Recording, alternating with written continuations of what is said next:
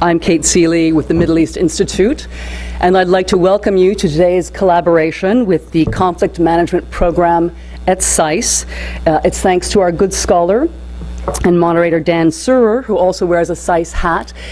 We are here today in this lovely auditorium, and I want to extend my thanks to SAIS for making this space available. We're gathered here today to continue our discussion about Egypt and to shine a spotlight on the momentous changes underway there. MEI has been programming regularly on Egypt since we launched our Arab Transitions program back in April, and we've been exploring the trends and the new actors and the new dynamics coming out of Egypt over the last couple of years and months. Most recently, we hosted Egyptian activist and politician Mona Makram Abeid. Just 2 weeks ago, Miret Mabrouk of the Atlantic Council and Sahar Aziz of the University of Texas spoke and really examined many of the reasons leading to the protests in June and July. Continuing in MEI's tradition featuring a diversity of voices and opinions, we welcome scholars Ahmed Ahmed and John Brown for today's discussion about the future of political Islam in Egypt. Originally, Ahmed and John were scheduled to talk about Sharia in the Constitution, and that is when we spoke about 3 months ago. And so I want to thank them for their flexibility and their willingness to sort of put on very different hats. But as John pointed out on Friday, everything is still so much in flux, and it's a bit early to be talking definitively about trends or calculations, so we must keep that in mind. I also want to thank Dan Surer for moderating today's event. Dan is a senior research professor of conflict management at SAIS, as well as a senior fellow at the Center for Transatlantic Relations, and has been very involved in conflict management and conflict resolution and peace-building work in Iraq and the Balkans during his very impressive past, which you can read more of in the handout. So thank you all, and Dan, I'd like to now hand the event over to you.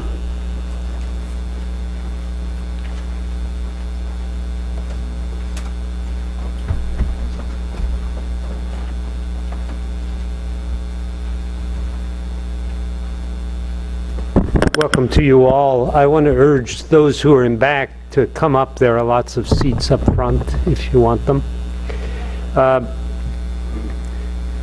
It's really a great honor to moderate today's panel. These are two serious experts on the question of religion and politics. Ahmad Atif Ahmad is a professor of religious studies at the University of California at Santa Barbara. He's a scholar of Islamic law and modern Egyptian law. I asked him just before the event what he did in the last life to deserve being a professor at Santa Barbara, which is certainly one of the best things that can happen to you. Professor Jonathan Brown is a professor of Islam and Muslim Christian understanding at Georgetown. Among other things, his research focuses on conflicts between Sunni traditionalism and Salafism. As Kate mentioned, this session was conceived before the July 3 coup, and yes, I did call it a coup, but takes on an additional significance with the Egyptian army's removal of President Morsi from power. Professor Brown will focus on the Muslim Brotherhood and Salafist reactions to his ouster, how this will affect their thinking about politics and religion, how this will affect their thinking about democratic engagement. Professor Ahmed will broaden the focus a bit to how the Morsi episode will shape Islamist ideology and Egyptian attitudes more broadly. I'll hope he also takes a peek at the reaction beyond Egypt's borders and how recent events might affect U.S. policy, a subject on which some of you will know that our own Dean Vali Nasser has commented recently in Al Monitor.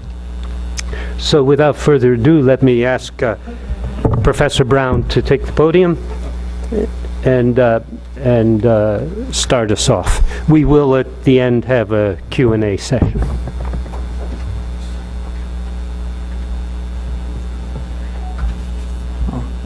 Thank you very much to the Middle East Institute for inviting me. I think the last time I spoke at one of their events was in November at the big conference you had, the annual conference, and a very different atmosphere, very different setting. I want to preface this by saying that obviously events that are taking place in Egypt right now are tumultuous, they're tremendous, and there's a huge amount of personal suffering. So when we look at things from an analytical lens, sometimes we can seem snide or cynical, but it's important to remember that there are always real people who suffer when, in the events we describe. From an analytical perspective, though, I would probably choose the phrase of, the best laid plans of mice and men as a good way to lens through which to view the Islamist experience from 2011 until today. Despite that, I'm actually optimistic about the future.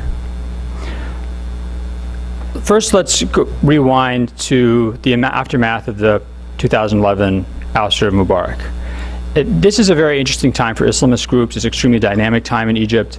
And across the spectrum of Islamist groups, from the sort of Wasat party on one end and the more, let's say, moderate Muslim Brotherhood figures to the Jamaat Islamiyya on the other end, you see the same question presented to all these Islamist organizations. What is going to be your organization's relationship to political involvement? And this is phrased in a way in the question of, are you going to have a political party or not? If so, what is the relationship of that political party going to be to your religious organization? Your religious organization does religious activism, it does teaching, it does social services, it does medical work, it does legal work, et cetera, et cetera. You do all these civil society activities.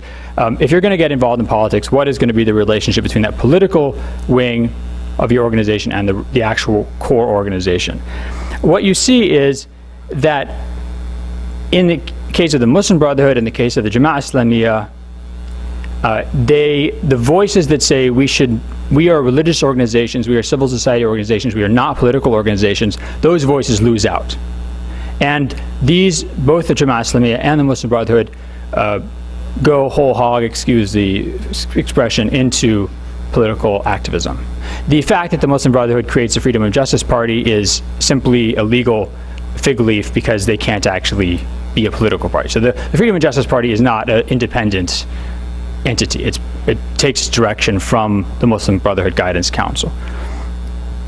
Interestingly, the one group that I think approached this issue from a very theoretically sophisticated point of view and came up with the best model for the relationship between its core religious organization and its future political wing was the Noor Party, which is the political manifestation of the Alexandria-based Dawah Salafiyya, or the Salafi Call organization, the most notable, arguably the most popular Salafi organization in Egypt.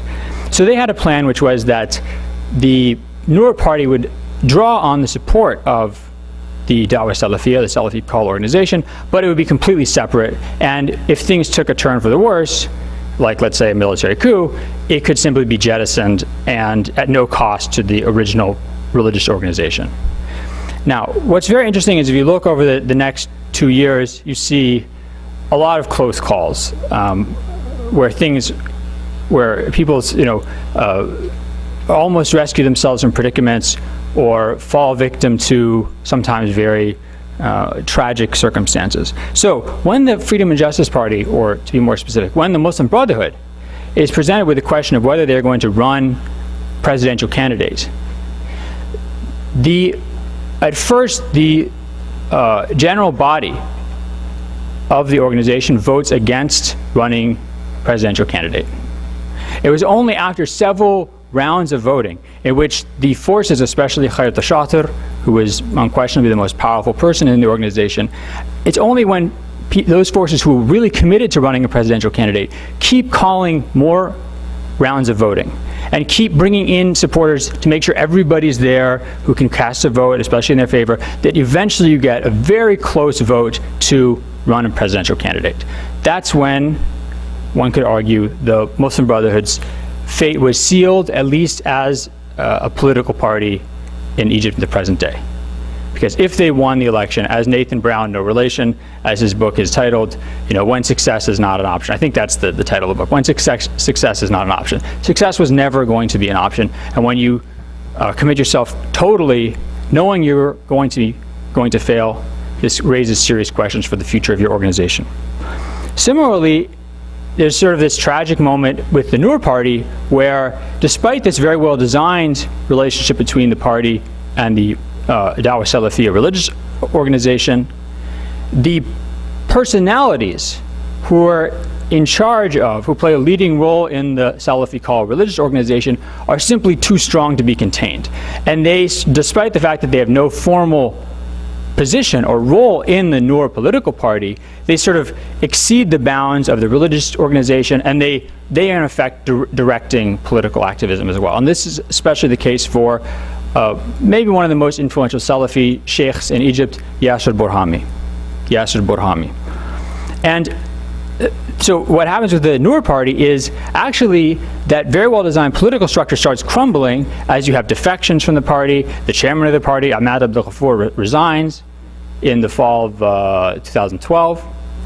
And really you can trace this sort of decomposition of the party up until the present day.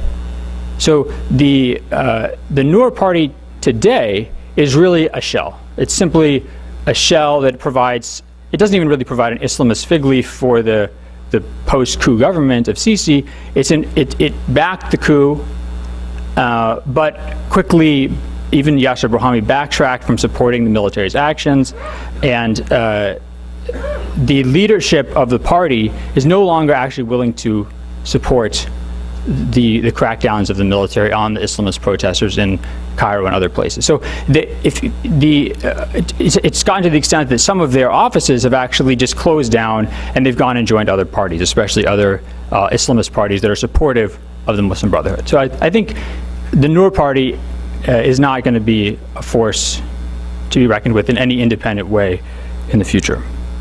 Now, what about the present situation? We're obviously at a point of intense crisis. There's been so much focus on, what were the number of people who came out on June 30th, how many people were supporting the coup, et cetera, et cetera.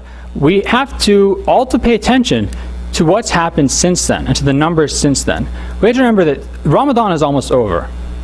Ramadan in Egypt is not pleasant, okay? Well, unless you like very sugary food and soap operas, both of which probably have not been available in as much quantity as before this year. But it's very hot, and people have, throughout the country, not only in especially Rabi al-Adawiya Square in Cairo and near Cairo University, but in Alexandria and in other provincial areas, have throughout the month come out in protests and sit-ins in support of President Morsi, but really in support of law and order, Shari'ah. Shari'ah, not Sharia, not Islamic law. Sharia meaning law and order, legalness, the rule of law. They've come out in support of this. And I think my guess is if you were to count the number of people who had come out in support of law and order and President Morsi, you probably would find that it goes into the millions since the coup happened. This complicates things tremendously, because now it's not one-sided. There's not just this one-sided equation of the Egyptian people have spoken and they want Morsi gone, they want the Muslim Brotherhood gone, and they all support the military coup. If that were the case, then the situation would be much easier. It wouldn't be easier for the Muslim Brotherhood, but their options would be much more limited. The fact that that Morsi's cause has enjoyed so much popular support, and remarkably broad support, they haven't had mobs of liberals and secularist politicians coming to support them, but there have been former Mubarak judges like Mahmoud al-Khudri who've gone and actually to the Rabi al-Adawiya Square and said, I having seen what's happened, I support your cause. What does this mean for the current situation? The government, the military and the transitional government has a problem, which is these people won't go home. and their numbers are increasing. So what do? Either you go in with tanks and water cannons and kill people and arrest people and hope that they don't come back, or you simply have to kill more and more people until nobody comes back, because either they're all terrified or they're dead. Now, there's a very big question in my mind as to whether the Egyptian government, the Egyptian people, and the international community, most important, have the stomach for further bloodshed. We've had several hundred people killed already. I think the kind of crackdown that would force these sit-ins to end would have to be something that killed thousands and thousands of people. And I'm not sure that there's going to be the kind of support in the international community for that. On the other hand, the Muslim Brotherhood and the Islamists who support them and people who support the Morsi, pro-Morsi cause have a big problem, which is that they have so much support. And the platform on which they have stood consistently from the very beginning of the anti-coup activism has been the call for a return to the Constitution, a return to law and order, a return to rule of law, a return to democratic which I think is very ironic, since when I was in graduate school and undergrad, all everyone could ever ask is Islam and democracy compatible? If you watch, from Morsi's final speech until today, I've never heard the word, Sharia or law and order mentioned more times than I have in Islamist discourse. It's ironic considering the way questions used to be phrased. The problem is, if the Muslim Brotherhood leadership decides, okay, well, you know what, this really isn't working, we need to acknowledge that the coup is a legitimate fact, we need to acknowledge that the government is legitimate, we need to go home and get back to medical clinics and things like that, first of all, they're all going to get arrested. Certainly the senior leadership will be in jail, if not worse. Second of all, having shown during their months in power, having exposed so much of their networks and their activities and their capabilities to the sort of light of the day or the other parts of the government, they're now even more vulnerable than they were before the protests that ousted Mubarak. So they're really going to be in a position of potentially complete elimination. In addition, if having stood on the argument for law and order, this very principled stance, if they then say, okay, well, actually the coup is legitimate, we were wrong, we're going home, then not only are they going to be under threat of arrest and liquidation, but they will have lost all their ideological legitimacy.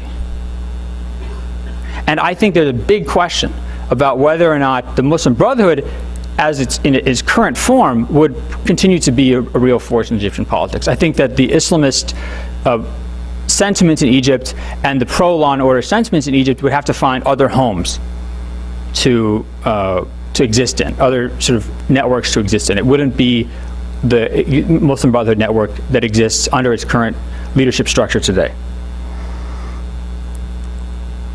What are possible ways forward? The problem is that the two sides in this impasse are so far apart. The military/government says, in order for you to be safe, quote unquote, and to go home and to continue your Islamist non-political activities, you need to accept the legitimacy of this coup. You need to accept that the coup happened. You need to accept the government is legitimate. That's not going to happen, I think, from the Muslim Brotherhood, and their supporters cannot make that concession. The Muslim Brotherhood and their supporters are saying, you need to accept that Morsi is still the legitimate president and acknowledge that this coup was not legitimate. It seems unlikely, or certainly very difficult, for the Egyptian military leadership and current interim government to acknowledge this. I think there is some hope for the future, however. In initiatives being presented by people like Mohammed Al-Awa and some of the Egyptian sort of Islamist-leaning intellectuals that are proposing things like, okay, Morsi returns to power simply in a transitional role, so that the constitutionality of the democratic process can be preserved. He immediately hands over power to a powerful prime minister and some level of a group of sub-prime ministers or deputy prime ministers who represent some national unity government.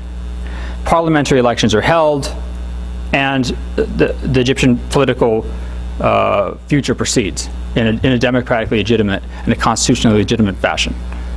I think obviously there's no possibility for Morsi to actually return to power in any meaningful way. This would simply be the compromise that the military's interim government would be making is acknowledging that, so returning to the constitutional and democratic process. The compromise that the Muslim Brotherhood and their supporters would be making was to say, we're out of power for now. And I think if we go back to that original sort of moment of decision-making in the spring of 2011 about whether or not Islamist organizations should be involved in politics, I think that the answer resoundingly from this point out from Islamist organizations is going to be absolutely not. And I think that probably one of the, if an initiative like this succeeds, that one of the, I don't know if it'll be conditioned, but certainly one of the results will be the retreat from political activity for some long period in the future.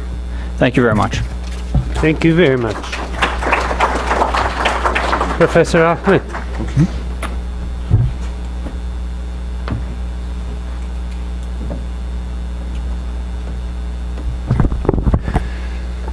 Well, okay, I think Jonathan did everything that could be done, so we could just chat about something else. Egypt today, the Egyptian population, is characterized by division, confusion, and the willingness to go from one extreme to another, and in a relatively short period of time. Now, the history of this, I mean, you can always do a lot of things with history. Modern Egyptian history is fantastic drama. I can go back to 200 years ago and find some precedents for some of the things that are happening today. But there's no question that the history of the last 3 years had the most impact about what is going on today. So the sources of division actually go back to the initial uprising. One question that I thought was not raised sufficiently, not addressed sufficiently, was why did the initial uprising happen? It seems to be so obvious. We know why it happened. There were so many problems. Okay, tell me in detail. What did the majority want? And of course, the uprising isn't one thing. There were people who were willing to go from day one, and there were people who were willing to go from week one or week two, and there were a lot of people who watched the revolution and thought they were part of it.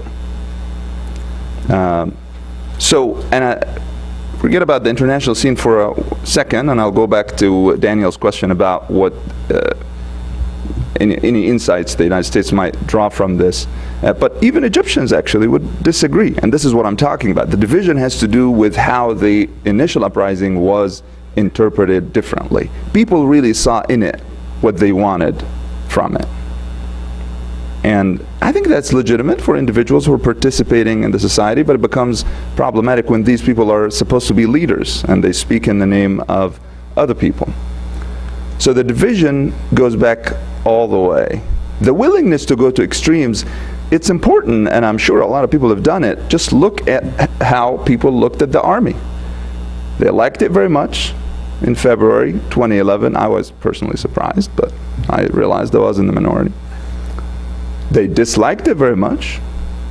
A majority did by May 2012. They liked it very, very much by June, July. And they could dislike it again if you run any one of these hypotheticals, and I think Jonathan already hinted, what if the army calculates only a small number in the hundreds, maybe 1,000 at the maximum, would die, and they end up being wrong by 5 orders of magnitude. They kill 5,000 people, something like that. It's not improbable that the attitude toward the army will change again. The history of the 16 months between February and June, that's February of 2011 and June of 2012, will come back. The people are really vulnerable. The confusion added to the division and the willingness to go to it results naturally in a way. People look at themselves, they ask themselves, am I sure about this? What are my sources of information? People don't have access to good information. Some people are fine with that, some people are not fine with that. And I think the confusion is definitely older than the last month or two. So what does this tell us? Take you to the Islamist actors as we identified them. Also, as Jonathan indicated, there was already a division because it was a new choice after 2011 whether to participate in politics or not. And what does that mean? There are many people that we refer to in the Arabic term that translates as the Islamic groups. They don't have to be political, doesn't have to be political Islam, who are very happy with social and moral utopias. They don't look like utopias to outsiders, but they're very much utopias to the participants.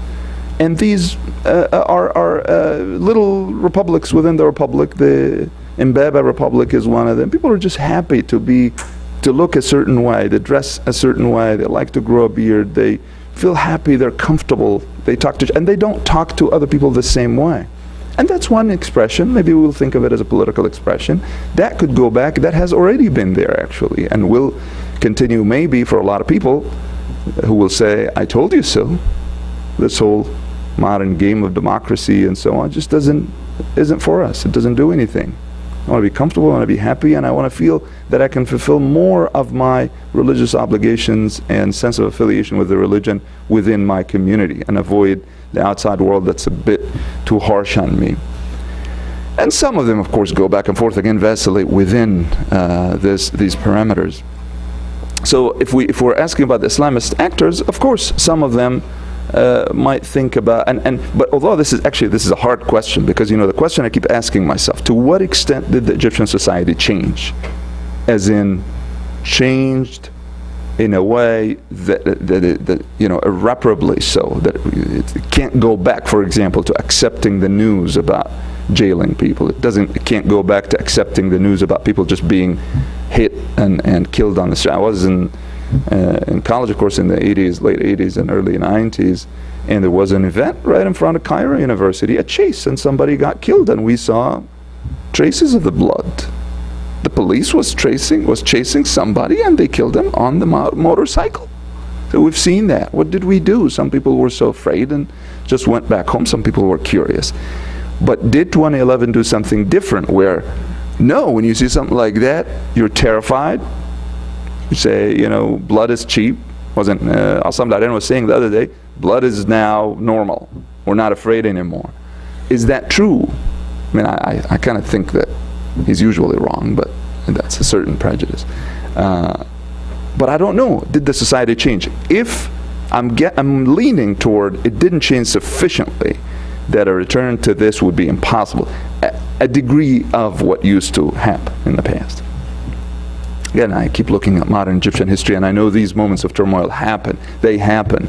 I can give you the evidence. In the 1910s, right before the assassination, say, of Boutros Ghali, who was prime minister in 1910, and it happened around 1918. The whole World War I, the society was agitating. 1918, the broken promises of President Wilson, okay, I'll be with you, and then later said self-determination, right? He coined that. It wasn't for the Palestinians, but actually for the Egyptian. Self-determination, and then later said, oh, but I don't mean that I'm going to fight an empire for you. And people learned that this is the way the world is. But the agitation tends to go down. Again, that long view could be seen suspiciously, or looked at suspiciously from a political science point of view. But I keep thinking that some acceptance of what is going on will happen. The political energy will run out. But back to my question then, Islamist actors will react differently to whatever conclusion of the current situation. Some will go back to their enclaves. Some who belong to the Muslim Brothers and believed for a while that this triumph is possible, and now see that it is difficult, can disband or act as individuals. It'll always be safer to act as individuals. But some can't help themselves. Some people will want to go back and run for city council and governor of one of the governorates. The country is administratively divided into governorates, or be in the legislative bodies, or if they get an offer to be on the executive in the executive authority, they'll still accept it because they'll think of it as something given to them as individuals. And I think this is essentially what the goal of the army and the liberals now, that it would be great if these people come back, participate in politics essentially, and lose most of the time. That would be good news for everybody. and they can succeed as individuals, but not as a group anymore.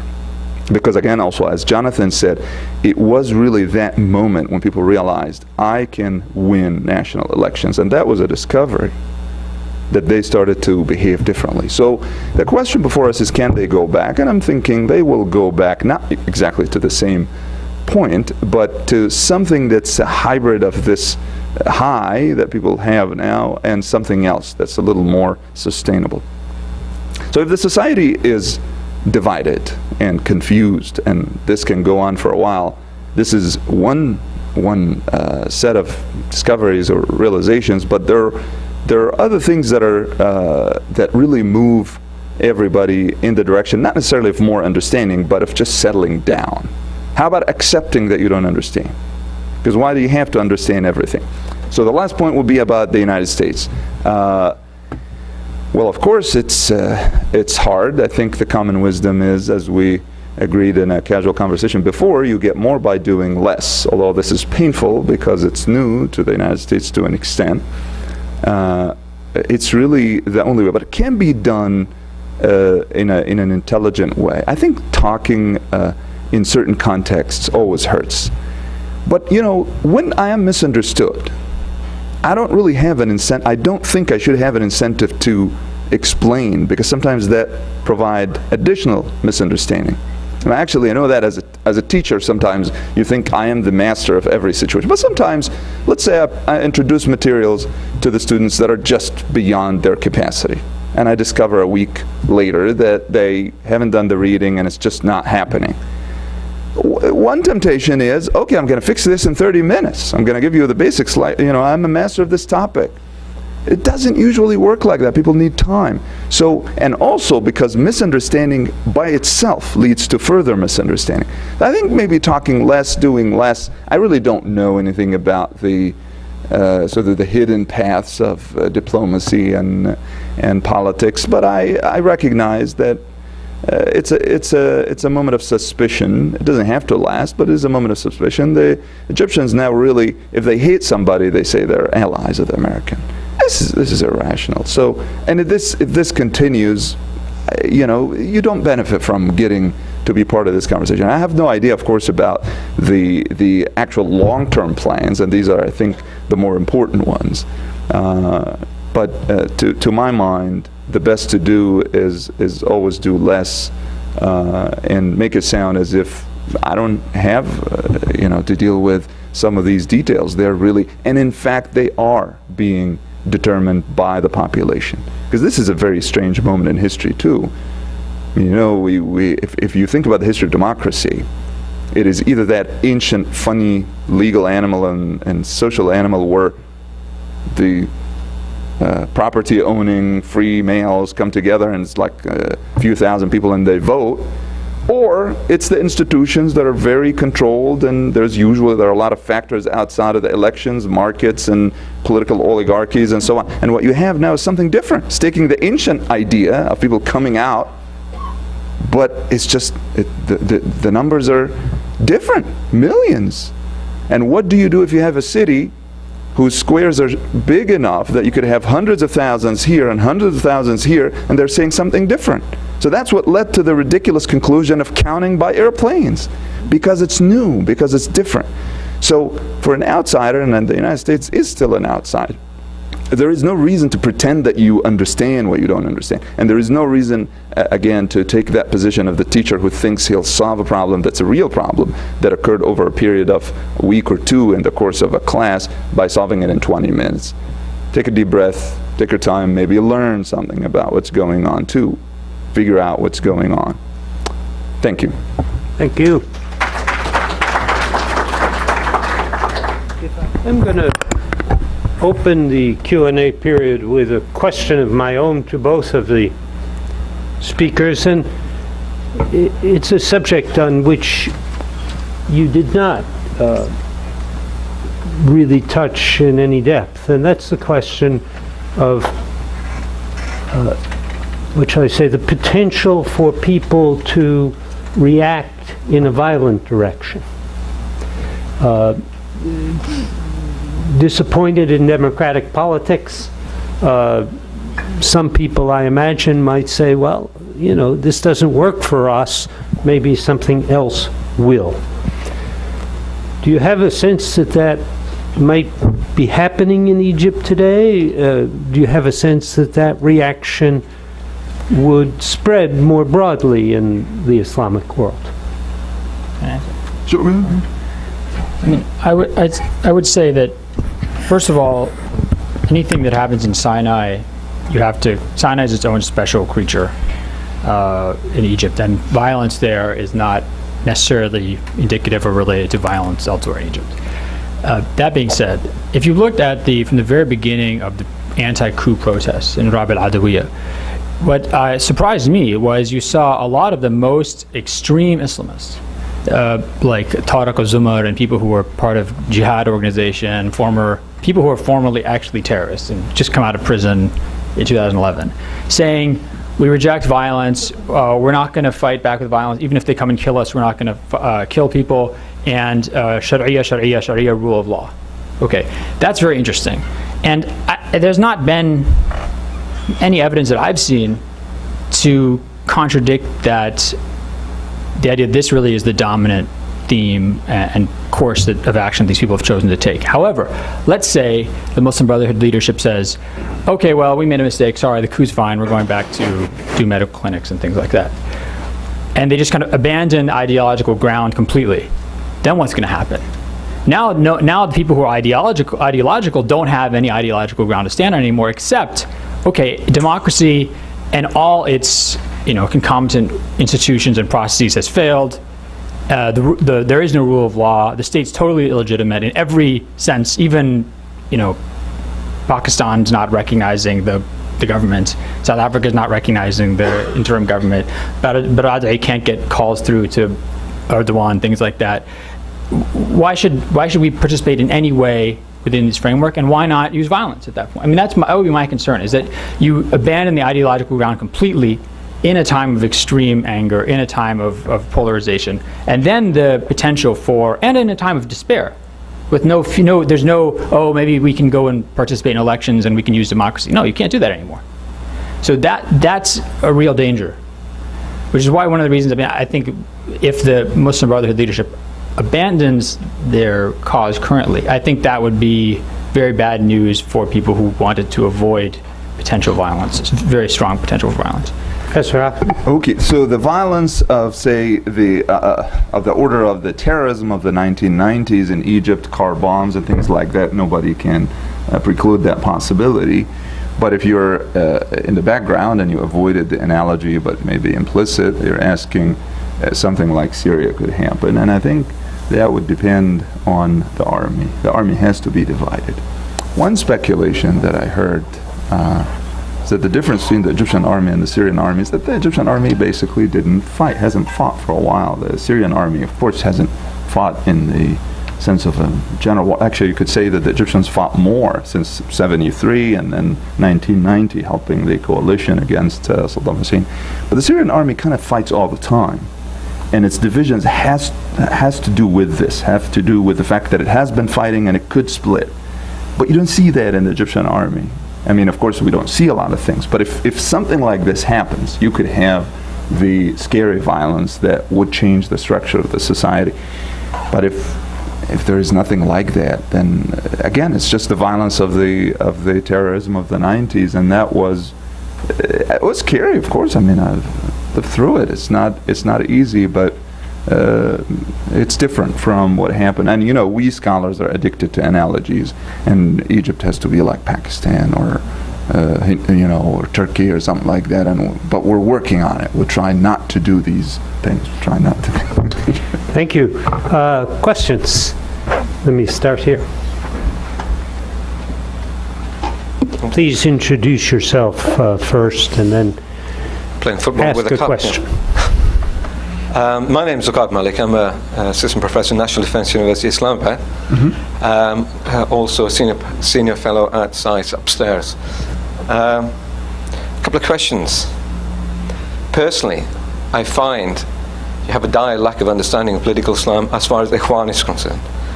You have a what, sorry? A dire lack, especially with Brown, of political Islam as far as Ikhwan is concerned. I mean, I've lived and moved around these circles for a while because this is what I've done. The essence of what Ikhwan was from the beginning, from Sayyid Khattab, Hassan al-Banna, and a reciprocal, you could call, in Pakistan, Madudi. The idea was Islam and politics is one and the same. You can't divorce the two. The basic essence of what Ikhwan is that. So there's no giving that up. It's not going to happen as far as they're concerned. They may go underground. And as you've just talked about violence, the problem here is not initiated from maybe Ikhwan, but hijacked from outside. Al-Qaeda types, Salafis in that respect. That could be a real possibility. And I find your opinion on this, that is, that the failed experiment democracy, as far as the perceptions are concerned of, maybe you could call them hardline or hawks, etc., Ikhwan, the fact that they are not going to be able to participate in this, it's a chance that they had. They've been empowered. Once empowered, it's not going back now. They're not going to go back to medical clinics. And these clinics were there to allow them to have a capital basis on the ground with the people. There was a political objective there to provide medical service and social services, etc., because they couldn't engage in politics above ground because they were being repressed. Now that's all changed. The dynamics have all changed. What's your opinion on that then? The fact that they may turn into something else. Thank you. So I'll let Jonathan begin because I think you're. I mean, I was actually worried about what you were going to say until you started talking. When you demonstrated, I mean, if I'm ill-informed, then you hit the books again, because first of all, Maududi influenced Sayyid Qutb, not vice versa. Qutb was not there at the beginning of the Muslim Brotherhood, etc., etc. I mean, I'm not going to get into these debates. I think that if we want to say that they were, no one is not political, that every single Muslim Brotherhood doctor who's out there treating someone for a rash in rural Egypt in the SAIS is their partisan political plan, that's nonsense, okay? And the fact of the matter is they were doing both medical clinics and political involvement in the 1990s. There's lots of other Islamist organizations, whether it's Jam'iyya Shar'iyya, for example, one of the oldest Islamist organization in Egypt, the Jam'iyya Shar'iyya, is entirely a charitable organization, has no political involvement whatsoever. Ansar Sunnah, also older than Da'wah Salafiyya, from the 1920s, and older than the Muslim Brotherhood. No political involvement. Throughout this entire process, all they've been saying is, we oppose politics, we oppose politics, we oppose politics. They've been on the TV and the newspaper for months saying this. So, yeah, is the Muslim Brotherhood a political creature? Yes. Is everything political? Yes, obviously. But let's be realistic about the spectrum here. There's things that are political in the professorial sense because everything's political, but they're really not political. And I think that there's a lot of space there. There has been and there always will be for Islamist groups to thrive. So one quick wrinkle. I think just we want to be clear when you say everybody's committed to a connection between Islam and politics. Who's everybody? These are the theorists, the people who held leadership positions. I'm not saying their impact is insignificant, but you also want to pay attention to the fact that a lot of people identify themselves as Ikhwan, or even members like the university kind of Ikhwan, who are not really Ikhwan, but they think they're sympathizers. And a lot of these people were significant in the elections of the last 2 or 3 years. And these people are different, right? They don't have to think the way a political science book in America describes the Ikhwan overall. But I agree with you. There is a dilemma, of course, because if you begin your sense of moving, say, from Islam al-Adat wa taqalid, the normal Islam of customs and traditions, where you know what that is, it's not political at all, actually. It's very interested in I mean, rituals are very important. Marriage, men and women are different. You don't talk to the old the way you talk to the young. Unlawful gain is to be avoided, but that doesn't have to mean that you avoid banks that use user and so on. So to move from this kind of Islam to saying Islam is everything and it should be everywhere, and it doesn't just govern the families and the markets, it governs also our public life, it has to govern criminal law. That move indicates that the person is dissatisfied with the normal Islamic customs and traditions. So they have a process to go through, either by hitting the books, also studying, because one of the things that I realized looking at Egyptian law since 1883, this dichotomy of to what extent Egyptian law is moving away from the Sharia by figures like Senhuri and so on also is not real. I mean, I'll give you one simple fact. In the 1940s, and especially in 1948, there was a committee that drafted the civil code. It was actually initially Senhuri, who was an Egyptian jurist, and a French professor, Lambert. And they came with the project to first it was sent to all the lawyers and the judges to comment on. One of the judges was, you recognize the name, Hassan al-Hudib, the second murshid of the Ikhwan. At that time he wasn't, because that was 48. Hassan al-Banna was assassinated in 49.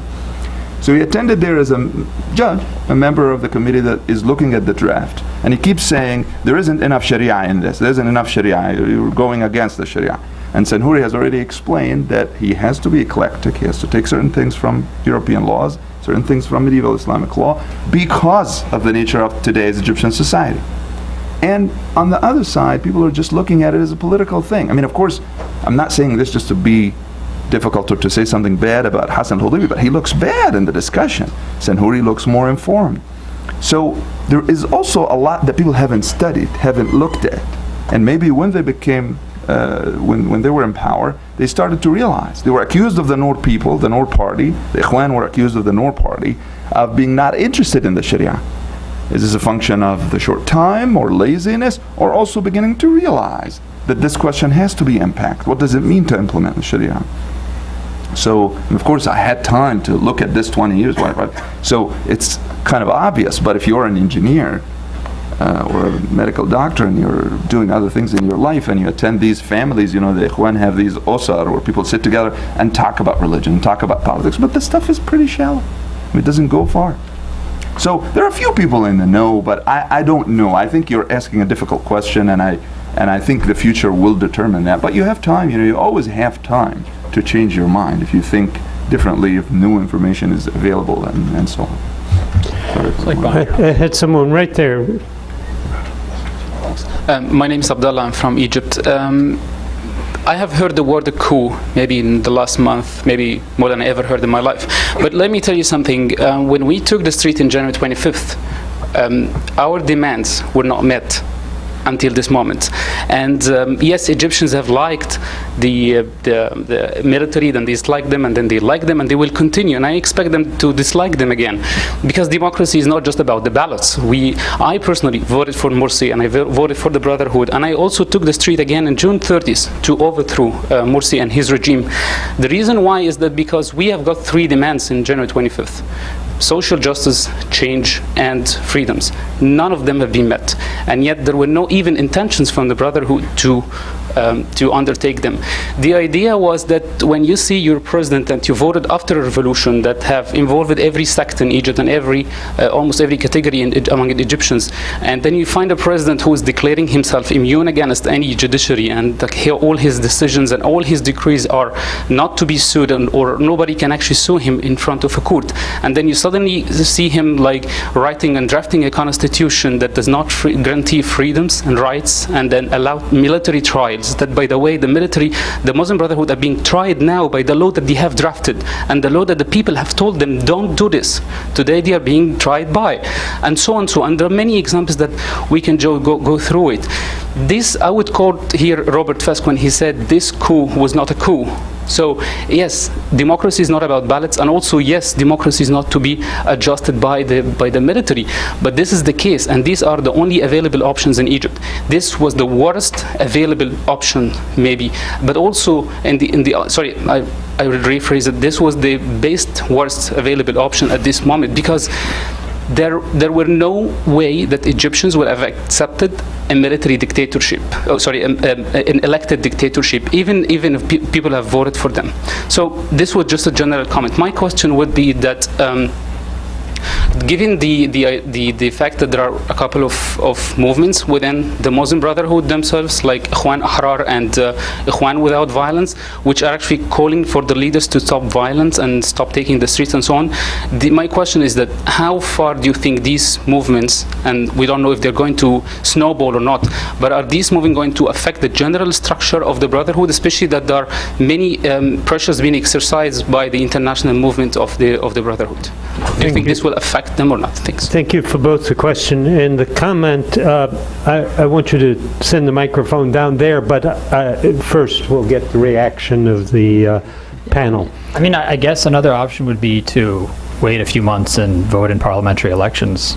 That would have been another option. And considering that supposedly 33 million people came out into the streets, probably could have won those elections and reshaped the country in whatever form you wished, and maybe you wouldn't. And of course now, instead of having a constitution that gives the military the right to try people, you actually have military dictatorship. So I'm not entirely convinced that this was a sensible course of action, given the aims that you have. That being said, I'm American, I'm not Egyptian. I may be sort of a sentimental fan of democratic process because I'm American, I'm not sure. I don't want to make any statements to that effect. The second issue is, these groups like Muslim Brothers Against Violence and things. I'm not, these groups have a whiff of, maybe they're sort of like these kind of, I have the suspicion if they actually really exist in any independent form.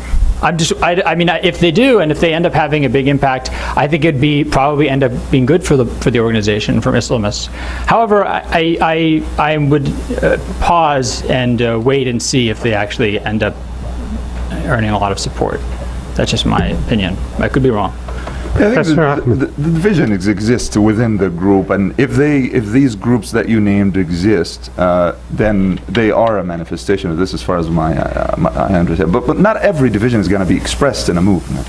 So I know that basically we're arguing from intuition here, because I see circumstantial evidence for that intuition. But this is just what it seems to be happening. People are shocked by how much happened in 3 years.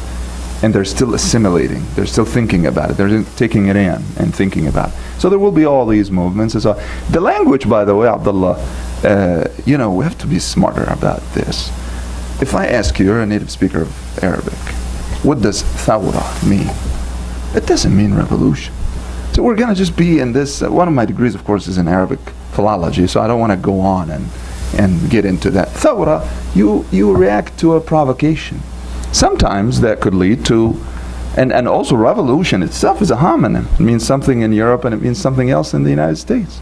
So if we keep matching two things that already mean two different things, so when we get to inqilab, I'm amazed by how much literature came out essentially of a linguistic issue. Wittgenstein was correct. A lot of it is about language.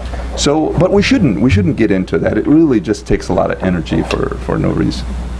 Thank you. Yeah, Ken Meyer, World Docs. With regard to the possibility of increased violence, if the Suez Canal was to be closed down through sabotage, or even just the Sumed pipeline put out of action by sabotage, what do you suppose the reaction of NATO would be? We asked Sirwar. I think we asked Daniel. This is beyond me. Above our pay grade. It's a highly speculative question. I trust that somebody in the Defense Department worries about such things, and that there are plans and a draw someplace. But frankly, it's been a long time since Suez was knocked out of commission, and I don't think anybody's seriously anticipating that at this point. Nor do I think it plays the role in the world oil market that it once did, because a lot of ships go all the way around, and demand is to the east in a way that it wasn't in the past. So I'm not, I'm not sure that this would represent as big an issue as some people might imagine. Let me ask the microphone to come down here to Wendy Chamberlain, our leader at the Middle East Institute. Well, thank you. You've already introduced me. I'm also a retired Foreign Service officer, and one of the One of the things that we were always told, even as a junior officer with my first mentor, was, as a superpower, the United States can never not have a policy. I appreciate both of your remarks very much, and I think your answers are even better. It's terrific. But Dr. Ahmad, as I understand your theses, the United States is going to get it coming and going, and the best approach would be to take a deep breath, let it out, sigh, exhale, sit back and do nothing. Yet both sides are attacking the United States, or all sides, it's a very divided country, all sides are attacking the United States because we're not doing things. We're not coming in on what they perceive their interests are. So I'd like you to kind of get into that a little bit. You know, you sort of hit the nail on the head. Even in Washington, we're divided and confused as well on this same issue. Do we get involved? Do we not get involved? But can we not get involved? Right. So you can. So I just learned a lesson from you. I didn't study this. You have to have a policy. That means you have to be thinking about it. You have to think of contingencies. That's my limited hermeneutical little explanation on it. But I mean, I think of this more, if you are on the defensive, it's always bad. I mean, being, of course, an American Muslim, we've seen some of that on an individual level. Even though I'm a professor, I have a lot of freedom, of course. I have a lot of control over the discussions that I usually have, but there are elements of that. Being on the defensive, you can never get it right. And I think this is what's happening. The United States is on the defensive, and misinterpretation will always apply to what it does. Maybe one analogy, I'll acknowledge from the beginning, it's very, it's of limited use. But if you are in a case, in a lawsuit, and the lawyer tells you, just don't talk as much. I mean, you could be an expert witness, by the way. You don't have to be an adversary. But it is still in your interest because it will be misinterpreted. Because it's easy to get it wrong. Because it's easy for this stuff to contradict something that you said before. This attitude, I think, out of prudence, as far as language. But knowledge and research and figuring things out and connecting, I mean, of course, at first it's not my art. I don't know what is usually done there. But if anything here is about languages or about talking, I think really take the advice of the lawyer. Everything you say is discoverable, okay? Even if you say it, you know, in a certain room or and contradictions are not hard. They happen. We contradict ourselves as individuals. So, but yeah, I can't go further. I'm sorry. Wendy and I are smiling because we know that at the noon press briefing you have to be able to respond. I wouldn't say with a policy, but with a statement. And that is a good deal of what gets us into trouble. There's no doubt about it. Professor Brown, did you want to comment on this? I don't know. I'm a very selfish person, I'll be honest. I mean, I live in Washington, D.C. I think a lot about minimizing the number of people who want to blow up the city I live in. And so I think that if you look at Islamist discourse from the 1990s, 2000s, a lot of it is about, look what happened in Algeria, the West / globalization doesn't let us, democracy is not a real avenue, they're never going to let us, have our own Islamist governments and things like that. And I think that supporting this coup is really backing up that narrative. That scares me. I'd rather say, I'd rather have the United States, help shepherd a democratic process back into existence and to have some kind of outcome that people can live with. Obviously not a return to President Morsi. But I mean, I think that for the United States and for the safety of American citizens, I think that would be more sensible. But then again, I don't pretend to know how people think in the government all the time. Thank you. Let me take one here.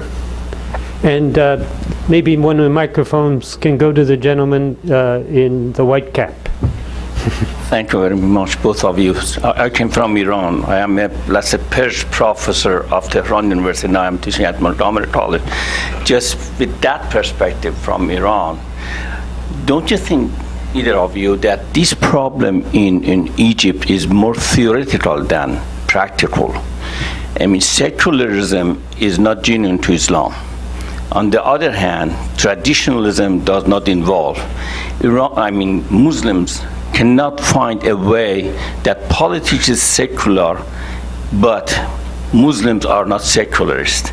I see the background of Iran and, let's say, Egypt have been involved since, say, Jamaluddin 200 years ago, thus far. And Khamenei himself was a student of Abdul, and to say that, isn't that problem there? And the second question is more practical.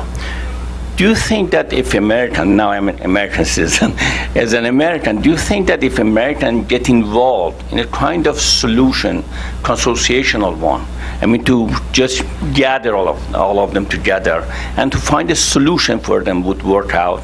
Ashton started to somehow go to see Morsi. What about the American solution in this way? Professor Ahmed? Well, I mean, the first question, if I understand it correctly, I'll stop with the first question because I think the second one is a little too difficult for me. The first question, if there, there's enough literature, of course, in Arabic, and a lot of Egyptian thinkers think of themselves as philosophers who say that we discovered, of course, in Islamic history, that most political exercises and political action had nothing to do with the language of the jurists. That's correct.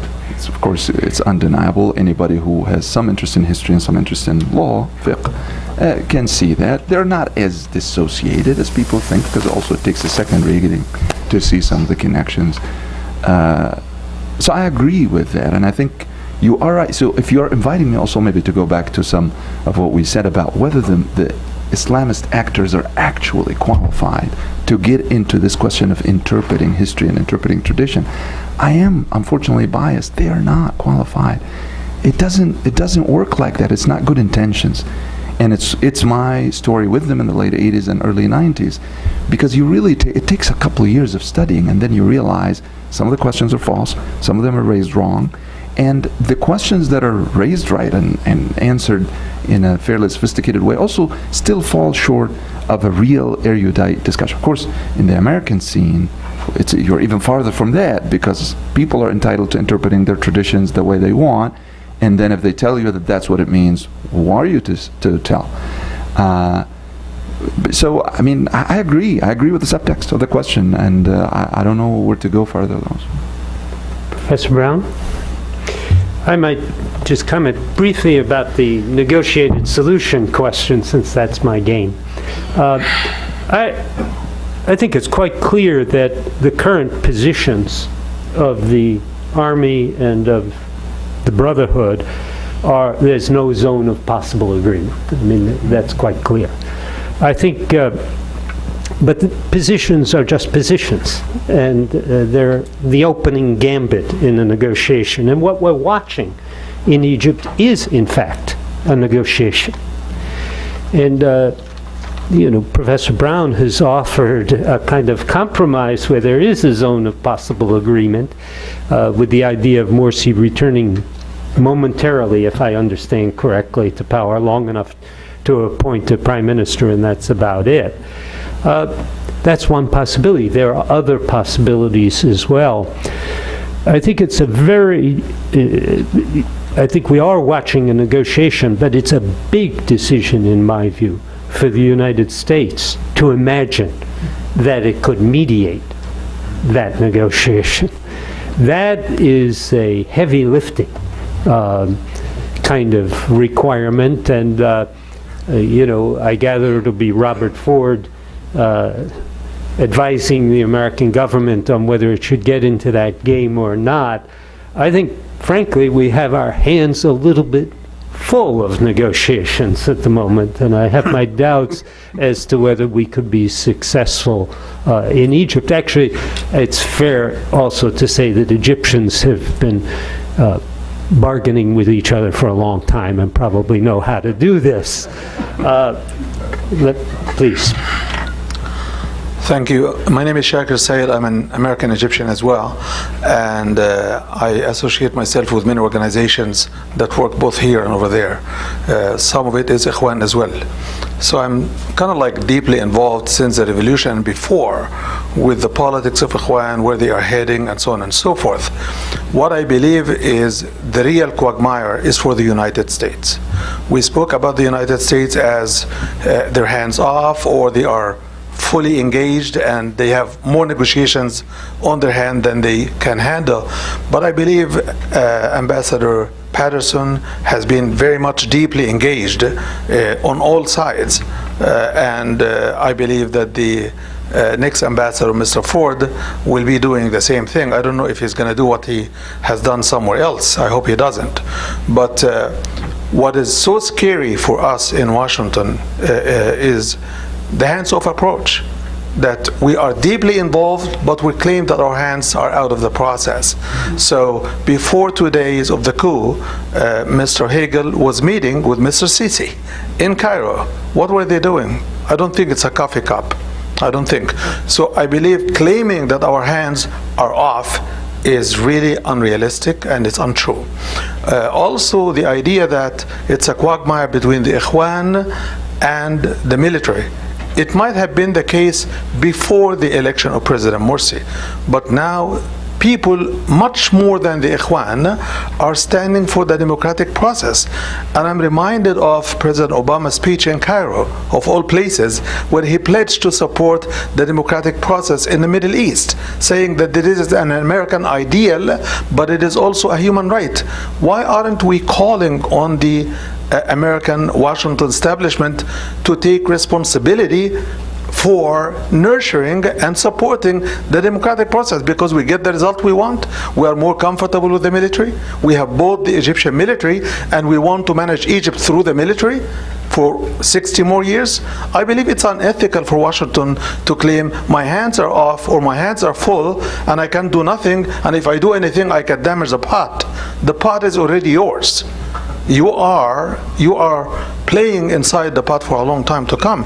So now the question is, isn't there an exit for this? For example, if we propose as a nation that has its hands full with the process, that Morsi comes back, but not for a symbolic time return, but to ensure that democratically elected presidents are not going to be subject to military whims.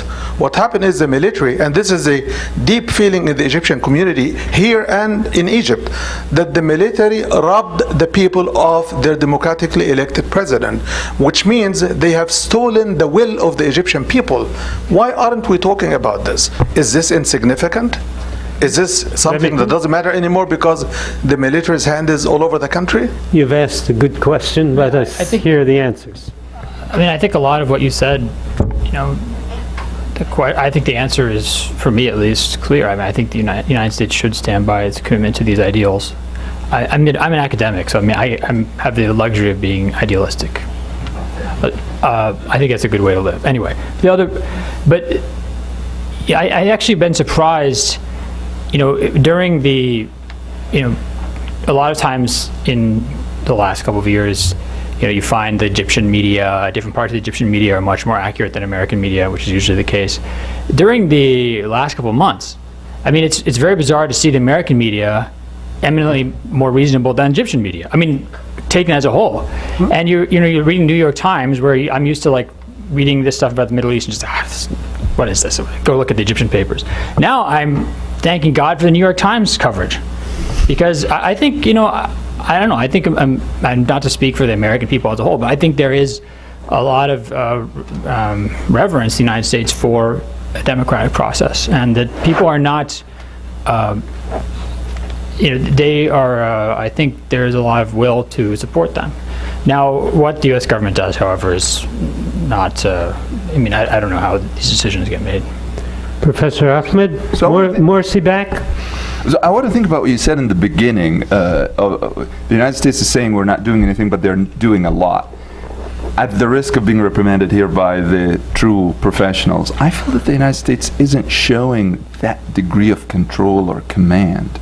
So if the impression people might get is that they're talking a certain way, but they're actually running the show, I don't see that. I think it's actually this, a definitive and a decisive moment in American policy too. It's realizing that it is not able to do a lot of things. There are too many factors and people are talking to too many audiences. And I could be wrong, but my impression, and I've seen analyses that support that, maybe they are in the minority, I don't think the United States is in control. So if you're suggesting, based on an assumption that it is in control and it can actually bring, it can exercise sufficient pressure for whoever is powerful, now the army, and later maybe multiple factors, I don't see that. I think the United States is watching also to an extent. Maybe there are things they can do at certain moments, but the hope now is that the division and the confusion and the vacillation that exists in the population will end, that people begin to feel that they agree on something. Maybe they agree to kill, it sounds cold, but to kill a few thousand people so that they can move on. Or maybe they say, we're not going to kill one individual, and we'll have to figure this out on one of these scenarios that Jonathan mentioned. There has to be a sense of agreement, but I really, waiting for the United States is like waiting for Godot, you know. I mean, it's just not going to work. So the people have to decide something. That's my sense. Please. My name is Mohamed Kuchekzadeh. I'm a businessman. I have a different questions. Is the two events in Egypt could be related to what we know as Arab Spring? And the second question is that what is, if there is such a thing as Arab Springs, is there any renaissance taking place in the Middle East? 100 years from now would be looking back and call this a new movement? Thank you. Thank you. Professor Brown, are we at a historical juncture? Is something really changing? I mean, I think actually we are at a historical juncture. Probably more so than 2011. I mean,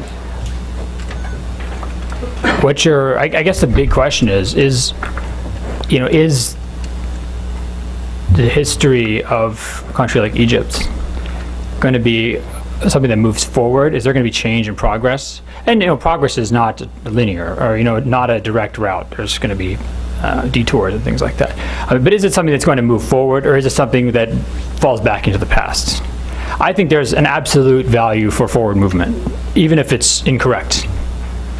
I think that falling back into the past is a disaster. And I mean, I think another interesting, at least for Egypt, one of the things that's become clear, at least to me, is that one of the things that's been put to bed here is the idea of kind of Egyptian leadership in the Muslim world, the Arab world. There's this strong, I mean, Egyptians love to talk about this, everyone likes to talk about this. So Egypt's certainly a very big country population-wise, has tremendous symbolic value. But if you take symbolic value and you combine it with really the failure the inability to be independent financially and politically, what you have is a recipe for disaster for the Egyptian people, because that means that at no point are their best interests going to be taken into consideration. You can't have a country a country can't lead politically if it's unable to feed its population, and if its political destiny can be derailed or changed completely by simply adjusting gas pumps and electrical dials. And you have millions of people in the street because of gas lines and fuel shortages and electrical cuts. I mean, this is, I would actually be tempted to go back and look at some of the conflicts between Egypt and other countries in the Middle East and see this as part of those conflicts. But I think that, there's a big historical moment for whether or not there's going to be progress or regress. Yeah, I totally agree with Jonathan. I think we are living an important moment. It's just a long moment. So maybe not for us, maybe for the next generation. I talked about fundamental change in 3 years. Maybe not a lot of change happened. Maybe the society can go back and accept some of the things that would be inimical to some of the ideas that came out of the 2011 uprising and all the movements that happened. But that doesn't mean that it won't go back and forth. Yeah, I will disagree with you with what you're saying, because President Morsi, or former President Morsi, yes, was democratically elected. But we have all agreed that election is not only democracy. You forget about 1 year grabbing power, and I don't think, based even on the American, definition of democracy, this is democracy. Grabbing power, excluding the rest of the forces to write a constitution that doesn't represent the rest of the country, this is not democracy. I'm sorry to say it. So why are you ignoring that for 1 year he used democracy to grab power?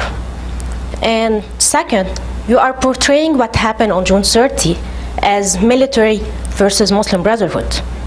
But you're ignoring on June 3rd, it wasn't only the Sisi who went out to ask Morsi to leave, but also it was representation of other Egyptian groups.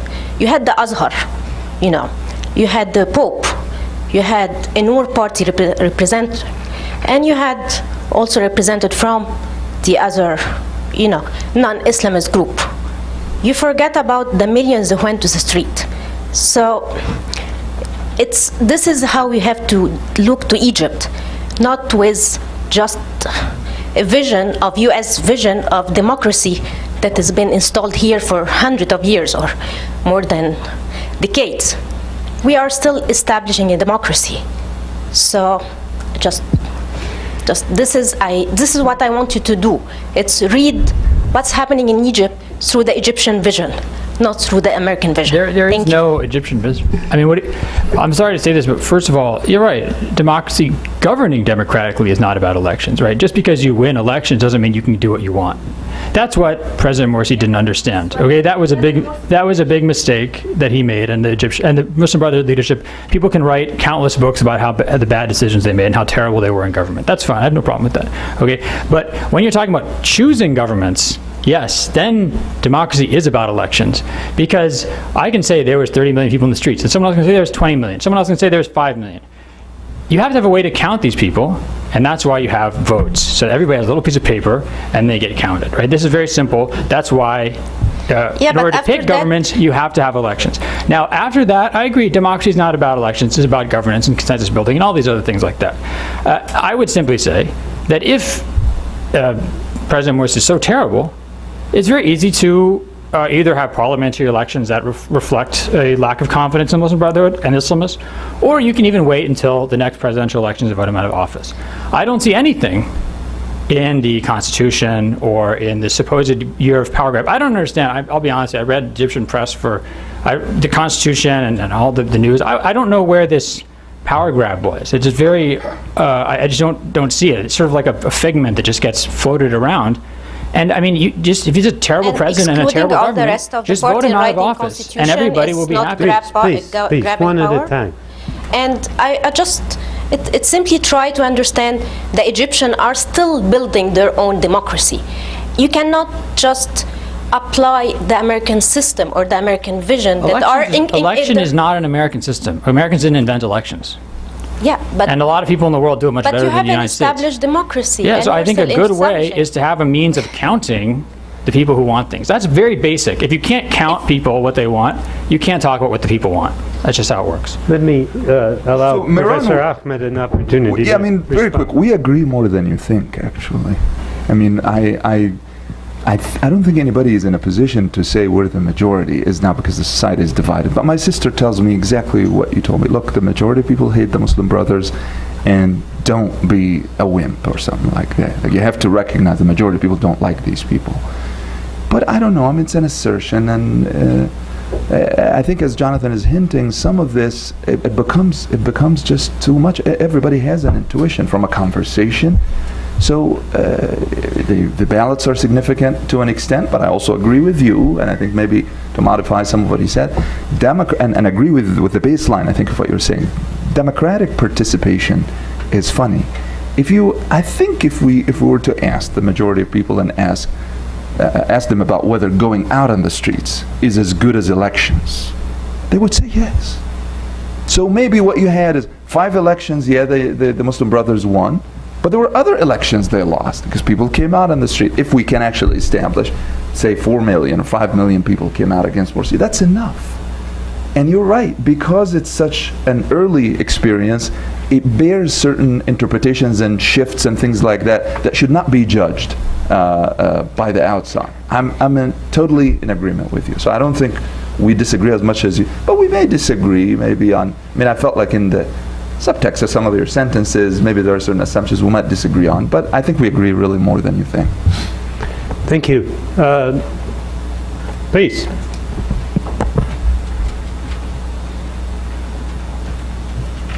I'm Hank Gaffney, who served in the government for a long time, was part of the small group that set up the long-term security assistance program with Egypt.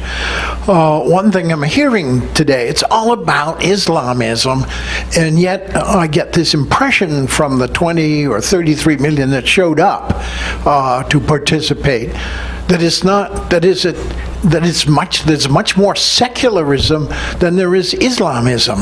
But the whole discussion has been simply as to whether the Islamists are going to take over or not. What about that other undifferentiated mass, which I think Professor Ahmed was referring to?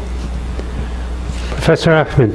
So yeah, I mean, I with all the ambiguity in the language, which is causing us a lot of suffering here, because Islamism means different things to different people and all that, I agree with you. I think I came up with a hypothesis that was very imprudent on my part, but right after February 2011, and I thought, I understand Egypt very well. I've been here, at that time, I'd been here for 14 years.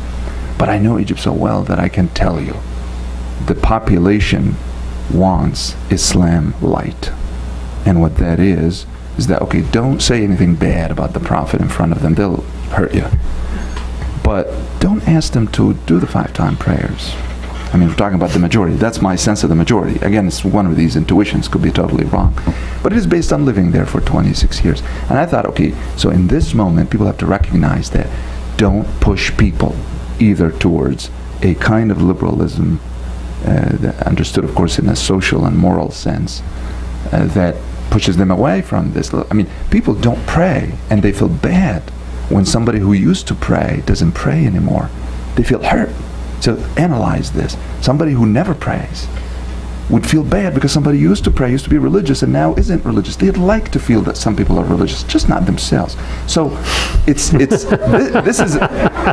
very puzzling. Actually, okay, I can think of American analogies, but let me not go that far. These things just exist in society. So it's true, you're right. We can't just sit here and talk as if it's Islamism or Islamism and the army, as Miran indicated. It's more complicated. There are 90 million people. I'm not even sure it's just 90 million. We'll get to know more. Professor Brown. Yeah, I mean, I think that the issue at hand is about the mechanisms by which decisions are made, which is obviously crucial for progress. And again, your question, I think, brings up the issue, which is, you said 20 or 33 million. No one these numbers are just numbers. They have no basis. No one says they have any basis. As far as there's no actual basis for this. So if our whole discussion, if we have no grounds for making claims, there's a great verse of Arabic poetry Muslim scholars love to say, claims, as long as they're not based on any evidence, their children will just be more claims. It's just going to be more and more claims. And how can you come to any kind of conclusions about or agreements in that light? One final question. Here.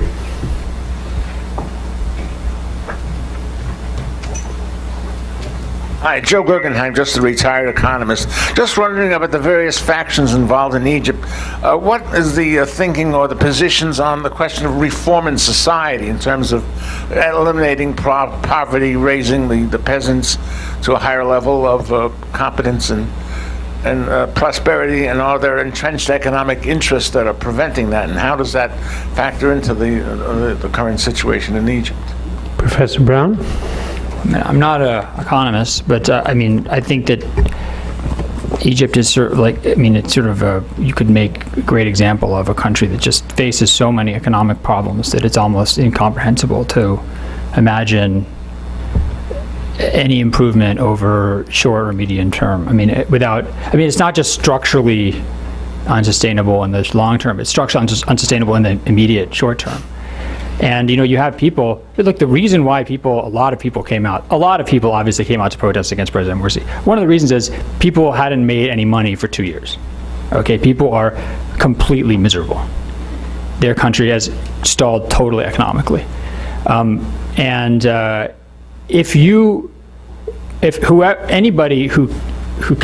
If someone's not able to improve that or give people any sort of hope, then they will suffer. They'll suffer a similar fate, unless the security services and the army shut down protests like they would have done, under Mubarak. But I mean, I don't. When I think about Egypt's economic future, I sort of cry with woe. Professor Ahmed? Right, I mean, people who studied, they really didn't study mainstream economics, but I know some people who studied Islamic economics and had to study beyond their field just to get a sense of what's going on in the Muslim world in general and in Egypt in particular, said that the country went through many waves on the theory level that were so self-contradictory that led to some of the problems. But also there's a lot of what people refer to the big fat word corruption. Just, institutions that have never been totally made transparent or had a mechanism to go around. So I keep hearing all these pessimistic things. One of my friends actually has just been recently appointed the head of the Hayat al-Raqaba al-Maliyya, so he's basically going to be in charge of everything other than the banks. He's the real estate market, but he's saying it's a big mess, and it's very confusing to have to ask the basic questions while you're dealing with immediate needs, and that would really take a big team of people who know a lot and don't just take ideas from outside of Egypt and apply them without thinking and reflection about what might work and might not work, and so. But beyond that, I'm certainly disqualified from answering the. Let me ask Professor Brown, do you have a final word for us? I mean, pray, I guess. I'm not sure. It seems an appropriate final word. Professor Ahmed. Well, I can't believe we spent 90 minutes. They were very enjoyable, it hit me now thinking about when car talk is about to end. People say, the brothers say, you just wasted 60 minutes on this kind of thing. So we just somehow managed to waste 90 minutes of your time. Thank you for coming. Well, we enjoyed it, and we thank you.